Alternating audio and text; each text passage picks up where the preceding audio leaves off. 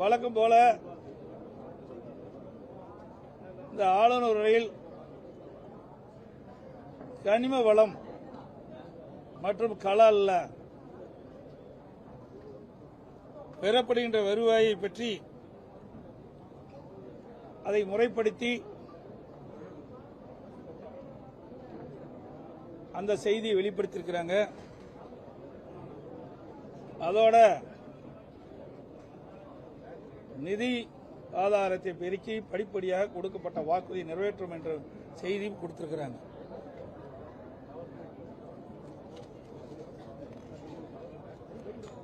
இன்றைக்கு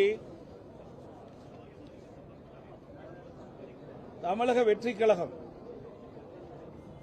ஆட்சி பொறுப்பேற்ற பிறகு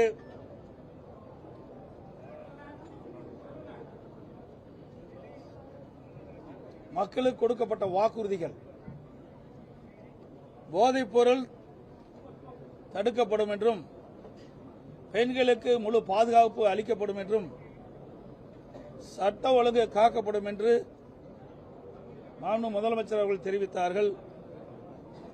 ஆனால் தற்போது அன்றாட நிகழ்வு சம்பவங்கள் மிகுந்த அதிர்ச்சி அளிக்கின்றது. இதுவரை சட்ட ஒழுங்கு காப்பதற்கு போதுமான நடவடிக்கை எடுக்கப்படவில்லை.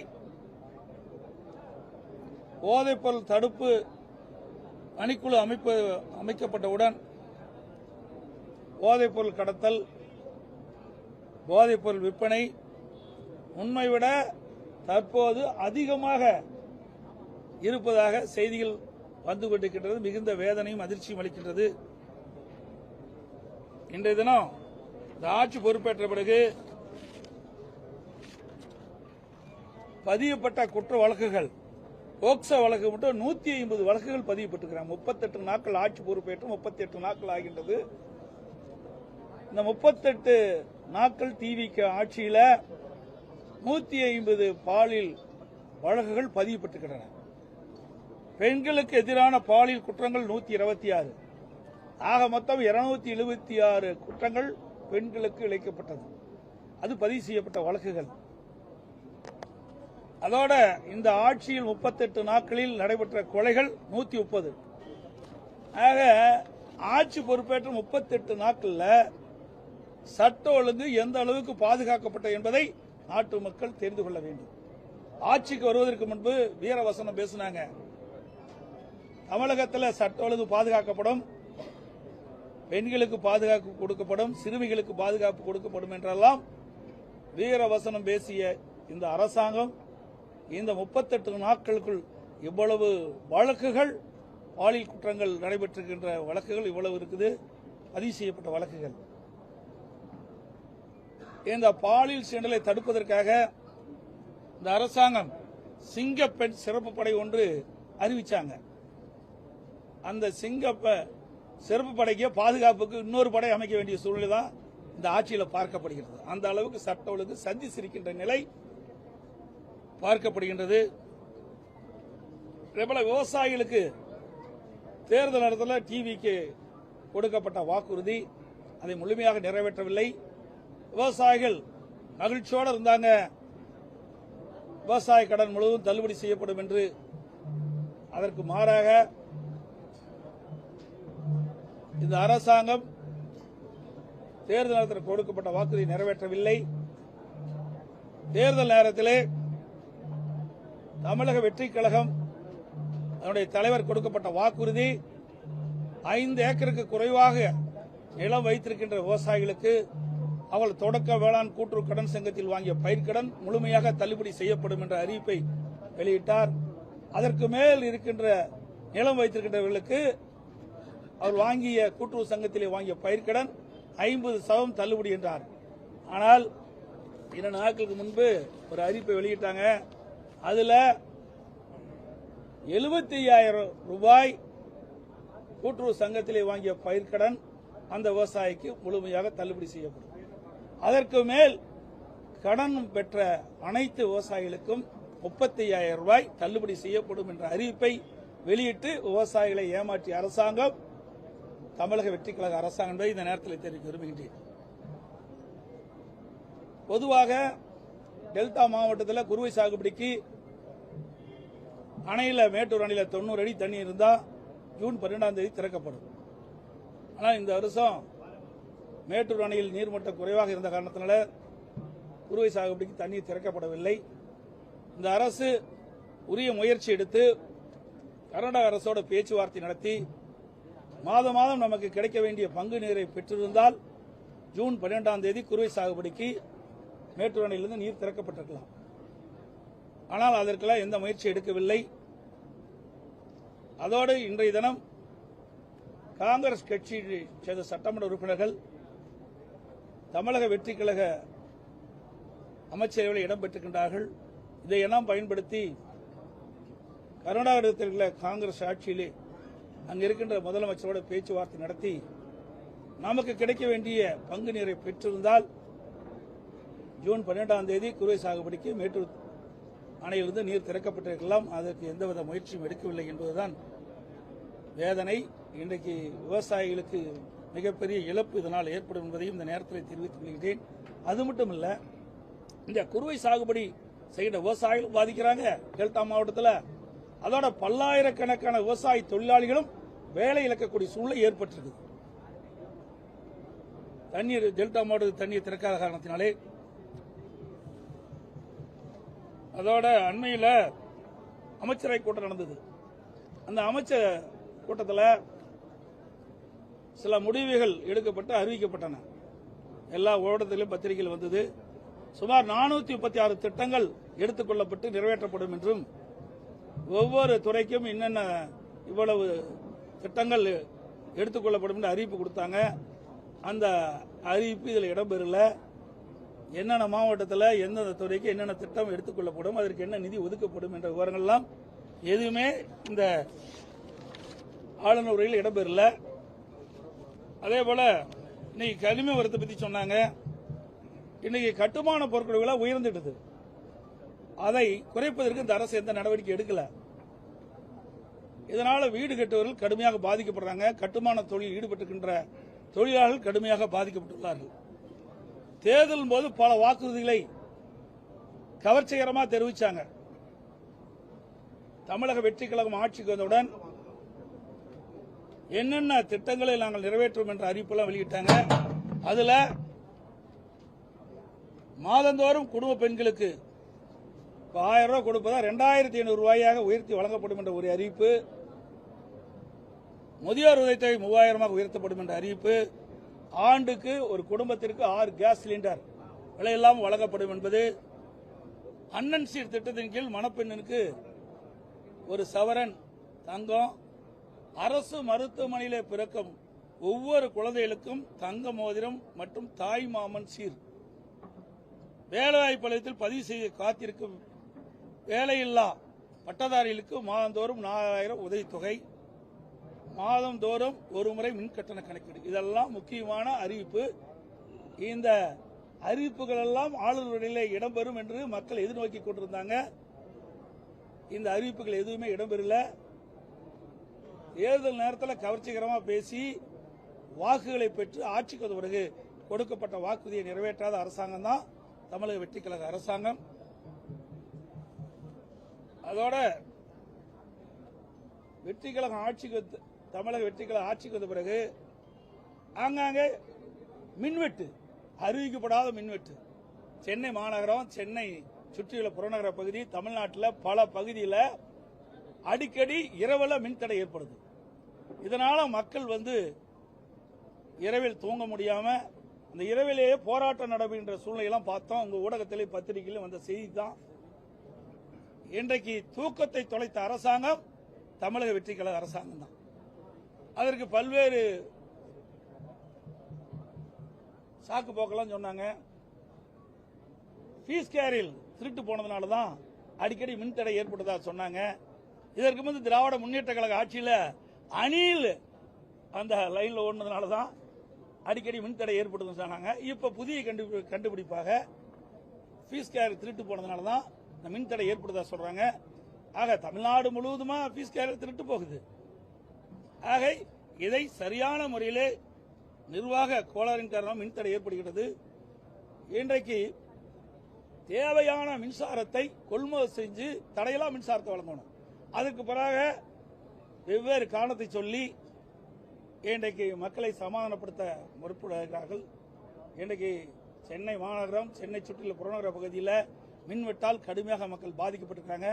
ஆகவே அரசு எவ்வளவு மின்சாரம் உற்பத்தி செய்யப்படுகிறது, எவ்வளவு மின்சாரம் மக்கள் பயன்படுத்துகின்றார்கள், இடைவெளி எவ்வளவு இருக்குது, அதை கொள்முதல் செஞ்சு உடனடியாக தடையில்லா மின்சாரத்தை மக்களுக்கு வழங்க வேண்டும். அதோட நேற்றைய தினம் நிதிநிலை பற்றி ஒரு வெள்ளை அறிக்கை வெளியிட்டாங்க. ஏற்கனவே திராவிட முன்னேற்ற கழக அரசு இருக்கின்ற பொழுது இன்றையும் பட்ஜெட் ஒன்று வெளியிட்டாங்க, தாக்கல் பண்ணாங்க சட்டமன்றம். அதுல என்னென்ன விவரங்கள் குறிப்பிட்டாங்களோ அந்த விவரத்தை தான் 2 நாட்களுக்கு முன்பு மாண்புமிகு நிதியமைச்சர் அவர்கள் ஊடகத்தின் வாயிலாக செய்தியில் வெளியிட்டார். அது ஏற்கனவே எல்லோருக்கும் தெரிஞ்ச விஷயம்தான். ஏன்னா நெட்ல போய் பார்த்தாவே என்னென்ன விவரம் இருக்குன்னு எல்லாத்துக்குமே தெரியும். இன்றைக்கு தமிழகத்தில் 10 லட்சம் கோடி கடன் இருப்பதாகவும் 2,47,000 கோடி மின்சாரத்தில் கடன் இருப்பதாகவும் போக்குவரத்து துறையில் 72,000 கோடி கடன் இருப்பதாகவும் இன்றைக்கு குடிநீர் வழங்கல் துறையில் 7,700 கோடி இழப்பு ஏற்பட்டதாகவும் பொது விநியோக திட்டத்தில் 27,000 கோடி கடன் இருப்பதாகவும் குறிப்பிட்டிருக்கிறார். இதெல்லாம் ஏற்கனவே இன்றைய பட்ஜெட்டில் இருக்கிறது தான்.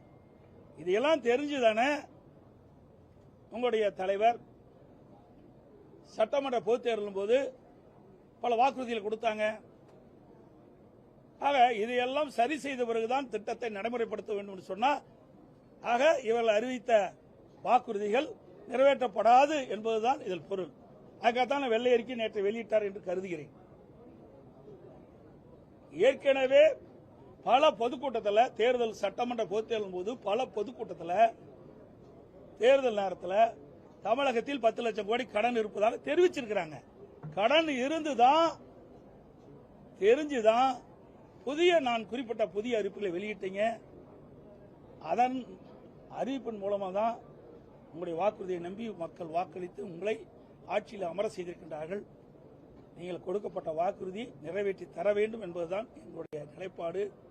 ஏற்கனவே அனைத்து இந்திய அண்ணா திராவிட முன்னேற்ற கழக ஆட்சியிலே கொண்டு வரப்பட்ட திட்டம் பல திட்டத்தை இந்த ஆளுநர்களை பார்க்கப்படுகிறது. குடிமராமத்து திட்டம் என்ற ஒரு திட்டத்தை கொண்டாந்தோம். எனக்கு பல ஆண்டுகளாக ஏரி குளம் குட்டையெல்லாம் அணைகள்லாம் தூர் வாராமது, அது தூர் வாரணும். இப்ப 18,000 ஏரிகள் தூர் வாரப்படும் என்று குறிப்பிட்டிருக்கிறாங்க. அதே போல தொழில்துறையில் புதிய தொழில் தொடங்குகிறவர்களுக்கு எவ்வித சிரமம் இல்லாமல் சிங்கிள் விண்டோ சிஸ்டத்தை கொண்டாந்தோம். அதைத்தான் இவர்களும் தெரிவிச்சிருக்கிறாங்க. புதிய அறிவிப்புகள் எதுவுமே இடம்பெறவில்லை என்பதுதான் யதார்த்தமான உண்மை. அதோட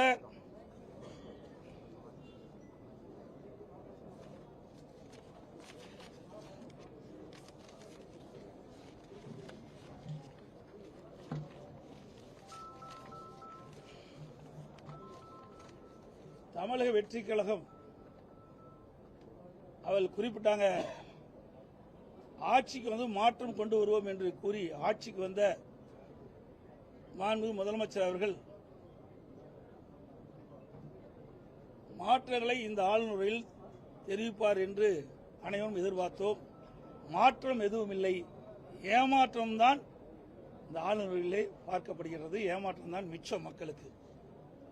மொத்தத்தில் இந்த ஆளுநரை கனவில் போடப்பட்ட நீர்க்கோளம் என்பதை இந்த நேரத்தில் தெரிவிக்கிறேன்.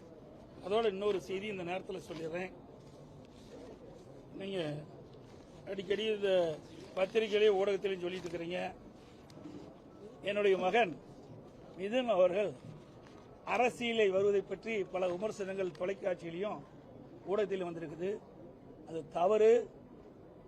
என்னுடைய மகன் மிதுன் அனைத்து இந்திய அண்ணா திராவிட முன்னேற்ற கழகத்தில் அடிப்படை உறுப்பினராக மட்டும்தான் இருக்கின்றார். கட்சியில் எந்த பதவியிலும் இல்லை என்பதை திட்டவட்டமாக தெரிவித்துக் கொள்கின்றேன். என்னுடைய மகன் அரசியலுக்கு வரமாட்டார். மீண்டும் ஒருமுறை சொல்கிறேன், அழுத்த திருத்தமாக சொல்றேன். பத்திரிகையால் ஊடகம் அவதூறு செய்தி தயவு செய்து பரப்ப வேண்டாம். என்னுடைய மகன் மிதுன் அரசியலுக்கு வரமாட்டார் என்பதை திட்டவட்டமாக தெரிவித்தார். நீங்க தானே குற்றச்சாட்டு சொல்லிட்டு இருக்கீங்க. வேண்டுமென்றே திட்டமிட்டு அவதூறு செய்தியை வெளிப்படுத்திட்டு இருக்கிறாங்க. இனிமேல் அதை வெளியிட வேண்டாம் என்று நானே ஊடகத்தின் வாயிலாக, பத்திரிகையின் வாயிலாக தெளிவுபடுத்தி விட்டேன். அது அவரை தான் போய் கேட்கணும். நீ போய் கேளுங்க அவரை, ஏங்க இப்படி எல்லாம் இருக்கிறீங்க, போய் நீங்க கேளுங்க. அது எங்க தலைமை சரியில்லை, அவர் ஜெயிக்க முடியுமா சொல்லுங்க? அவர் ஜெயிப்பதற்கு காரணம் எங்க தலைமை, அதை முதல் உணருங்க. அனைத்து இந்திய அண்ணா திராவிட முன்னேற்ற கழகம் தலைமை சரியாக இருந்த காரணத்தினாலே, நான் முதலமைச்சராக இருக்கின்ற காலத்திலே பல்வேறு திட்டங்களை கொண்டு வந்த காரணத்திலே, அனைத்து இந்திய அண்ணா திராவிட முன்னேற்ற கழகம் மக்களிடத்திலே செல்வாக்குப்பட்ட காரணத்திலே, அனைத்து இந்திய அண்ணா திராவிட முன்னேற்ற கழக தொண்டர்கள் நிர்வாகிகள் கடுமையாக உழைத்த காரணத்தினாலே, எங்கள் கூட்டணி கட்சி தலைவர்கள் தொண்டர்கள் கடுமையாக உழைத்த காரணத்திலே அவர் வெற்றி பெற்றார். அதன் வாயிலாக தான் வெற்றி பெற்றார். ஆக அவர்கள் ராஜினாமா செய்தவர்கள் ஓட்டு போட்ட மக்களையும் மதிக்கல. உழைத்த இவருடைய வெற்றிக்காக உழைத்த கழக நிர்வாகிகள் தொண்டர்கள் கூட்டணி கட்சி தலைவர் நிர்வாகிகள் மதிக்கல. அவர்கள் எதிர்காலத்தில் அதுக்குண்டான பலனை அனுபவிப்பார்.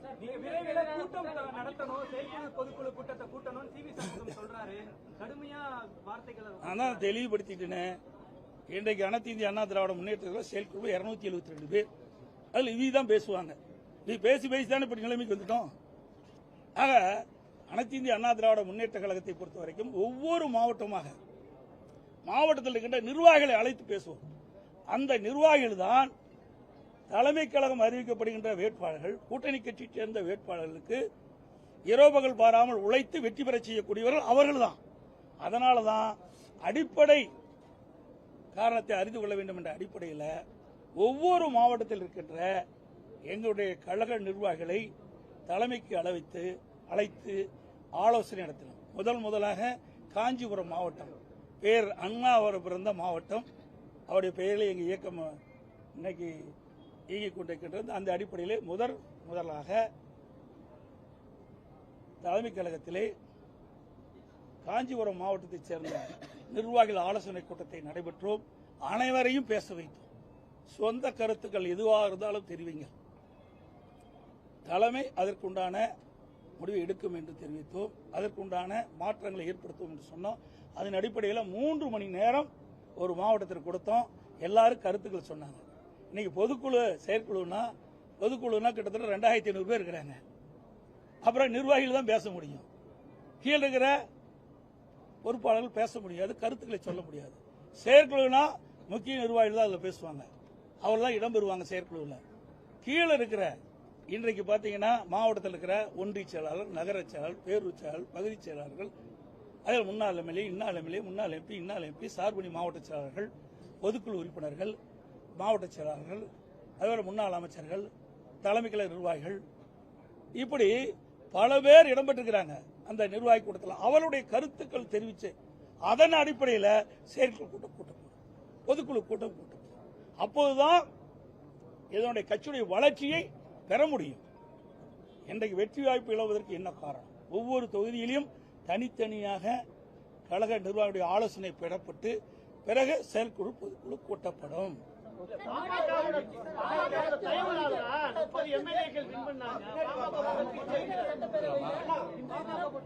அதாவது இது அவருடைய கருத்து.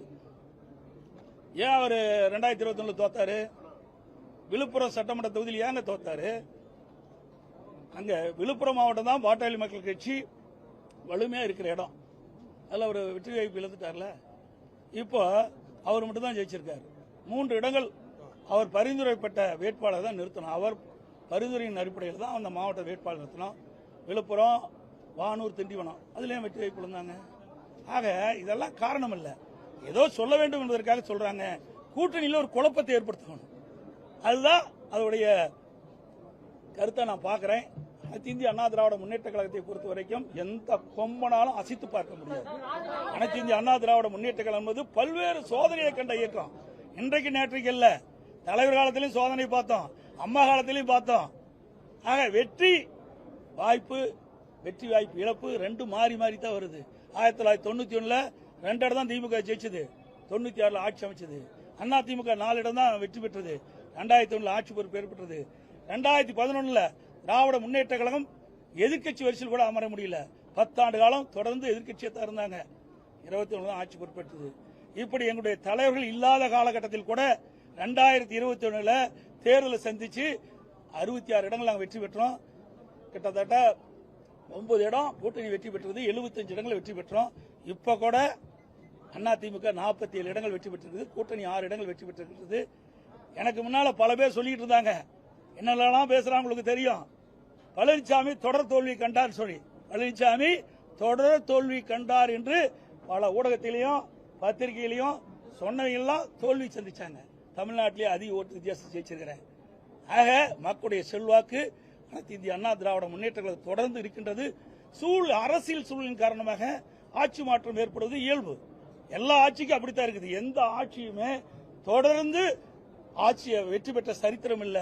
இழந்த கட்சியுமே தொடர்ந்து தோல்வியுற்ற சரித்திரம் இல்ல. சில காலகட்டத்தில் மக்கள் அரசியல் சூழ்நிலை காரணமாக மாற்றம் ஏற்படுவது. அதுதான் ஒழிய அனைத்து இந்திய அண்ணா திராவிட முன்னேற்ற கழகம் வலிமையான இயக்கம், அமைப்புள்ள இயக்கம். எந்த கொம்பனாலும் அனைத்து இந்திய அண்ணா திராவிட முன்னேற்றங்களை ஆட்டவோ அசைக்கவோ முடியாது. சில பேர் எண்ணி தவறான சிந்தனையில் இருக்கிறாங்க, அவர்களாம் திருத்திக் கொள்வார் என்று எதிர்பார்க்கின்றேன். அனைத்து இந்திய அண்ணா திராவிட முன்னேற்ற கழகம் எதிர்காலத்தில் எந்த தேர்தல் வந்தாலும் மக்களை சந்தித்து மக்களுடைய ஆதரவை பெற்று வெற்றி பெறும் என்று சொல்லி அனைத்து ஊடகங்களுக்கு நன்றி, வணக்கம்.